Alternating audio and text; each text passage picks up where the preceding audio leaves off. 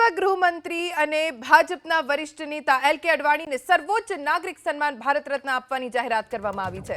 આ જાણકારી ખુદ પ્રધાનમંત્રી નરેન્દ્ર મોદીએ સોશિયલ મીડિયા પ્લેટફોર્મ એક્સ પર પોસ્ટ કરીને આપી। તેમણે લખ્યું છે કે મને જણાવતા આનંદ થાય છે કે લાલકૃષ્ણ અડવાણીજીને ભારત રત્ન આપવામાં આવશે। મેં તેમની સાથે વાત કરી છે અને તેમને અભિનંદન આપ્યા છે।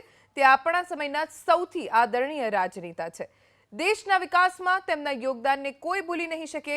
તેમણે પાયાના સ્તરેથી કામ શરૂ કર્યું હતું અને દેશના નાયબ પ્રધાનમંત્રી પદ સુધી પહોંચ્યા। અડવાણીજીનો જન્મ 8 નવેમ્બર 1927ના રોજ કરાચીમાં થયો હતો। 2002 અને 2004ની વચ્ચે તેઓ અટલ બિહારી વાજપેયીજીની સરકારમાં 7મા નાયબ વડાપ્રધાન રહ્યા। 1998થી 2004 વચ્ચે તેઓ એનડીએ સરકારમાં ગૃહમંત્રી રહ્યા। તેઓ ભાજપના સ્થાપક સભ્યોમાં સામેલ છે। 2015માં તેમને પદ્મ વિભૂષણ એનાયત કરવામાં આવ્યું હતું। એલકે અડવાણીને ભારત રત્નથી નવાજવામાં આવશે। ખુદ પ્રધાનમંત્રી નરેન્દ્ર મોદીએ આ જાણકારી આપી અને જ્યારથી આ જાણકારી મળી રહી છે તમામ લોકો એલકે અડવાણીને શુભેચ્છા પાઠવી રહ્યા છે।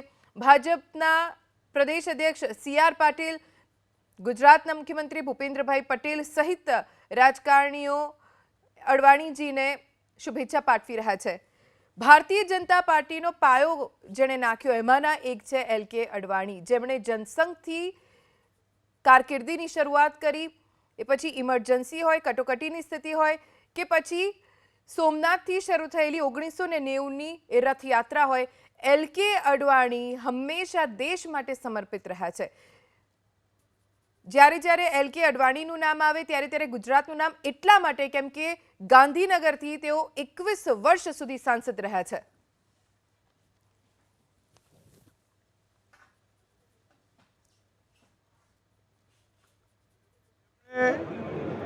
એને એક જીવનની ક્ષણ અને એના શરીરને એમણે આ દેશ માટે, આ દેશના લોકો માટે સમર્પિત કરીને ઘસી નાખ્યું છે।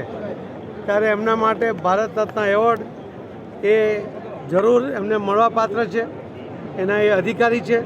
આદરણીય પ્રધાનમંત્રી નરેન્દ્ર મોદી સાહેબે એમને ભારત રત્નનો ખિતાબ આપીને એમનું જીવન પણ ધન્ય કર્યું, પણ એમની કદર કરી છે આદરણીય પ્રધાનમંત્રી નરેન્દ્ર મોદી સાહેબ।